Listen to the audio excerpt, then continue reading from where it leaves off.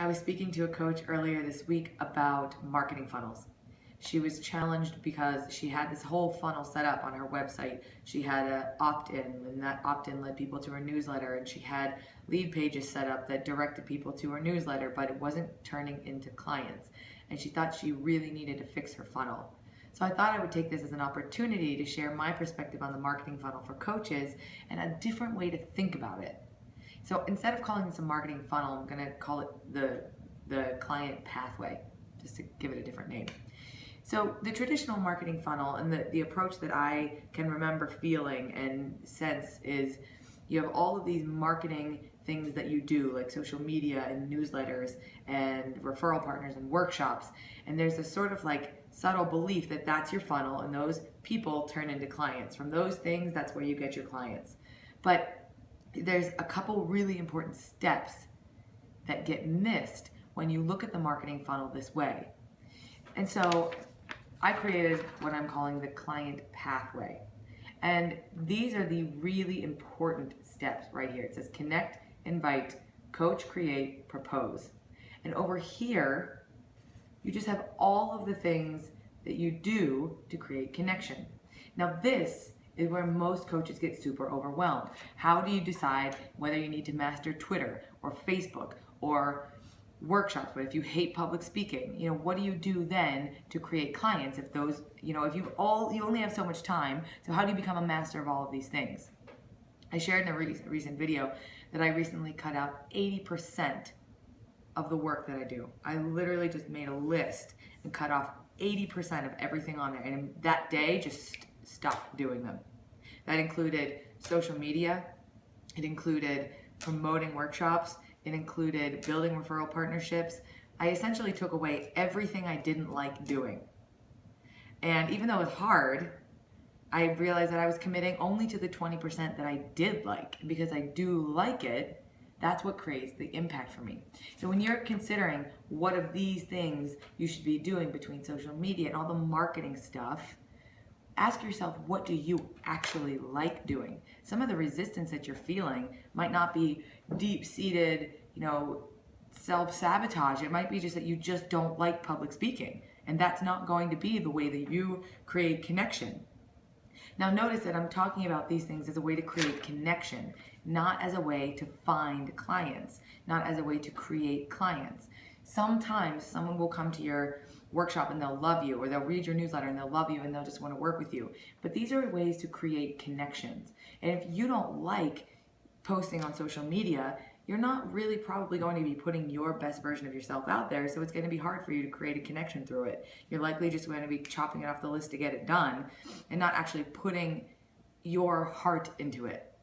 So ask yourself for a moment, what are the marketing things that you like doing?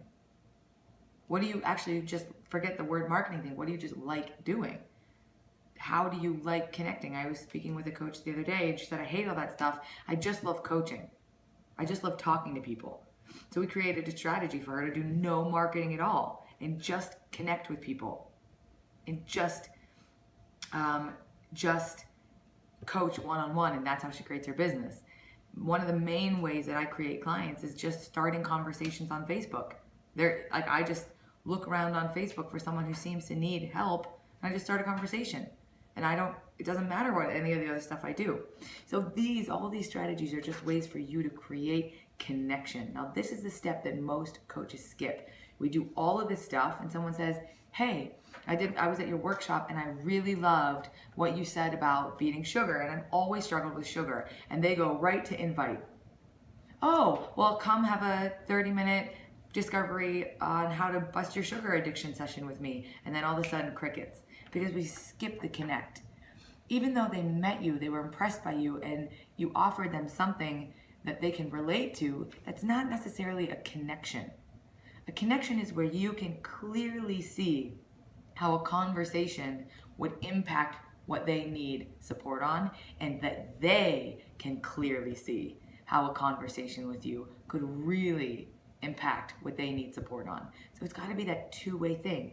Would you invite someone on a date with you if you actually had no idea if they had any interest in going on a date with you? Probably not. So meet that person and connect. See, ask them questions. Go deep with them. Go back and forth by email for a week and make sure that connection is there, that they can see it and you can see it. And then invite them. Now, I haven't had a lot of success with offering free coaching conversations or free breakthrough or discovery sessions or anything like that. I just offer, would you like to continue this conversation in a coaching conversation? I'll block out 2 hours, or I'll block out 90 minutes, or I'll block out 60 minutes, and we can really, really explore and go deep on what we've talked about and create some clarity for you to move forward. I tend to think that when it's labeled as a this session, this is just my truth. It tends to promote a what are you going to sell me at the end? Now, in my invitation, after I ask someone to coach with me and they say, yeah, I'd love to, before I put their name on the calendar, I offer them 3 conditions. One of them is that they'll show up on time. The other is that they'll be honest and vulnerable, that they'll let me ask them questions nobody else does. And the third is that they owe me nothing, that they are welcome to open the conversation about working together, but they're not expected to. Because this is my way of letting them show up for them without worrying about getting sold to. And then once that's all done, they agree, you coach, you create, you have that conversation. And I have 3 circles here because sometimes I have 2 conversations. 2 90-minute conversations is my coaching. It's not even my structure, because sometimes I have 1, sometimes I have more. But 2 90-minute conversations without selling. Just coaching powerfully, coaching deeply. And then usually at the end of that second conversation, I have an idea of whether we're a fit, and I'll invite them, propose to work with me. I'll just ask them from my heart. I'll tell them what I see is possible for our time together. I'll tell them how much it costs, and then we'll have a conversation around whether they want to do it or not, whether they can afford it or not, and whether that can't afford is really capacity or if it's fear. And then when they say yes, I actually challenge that yes.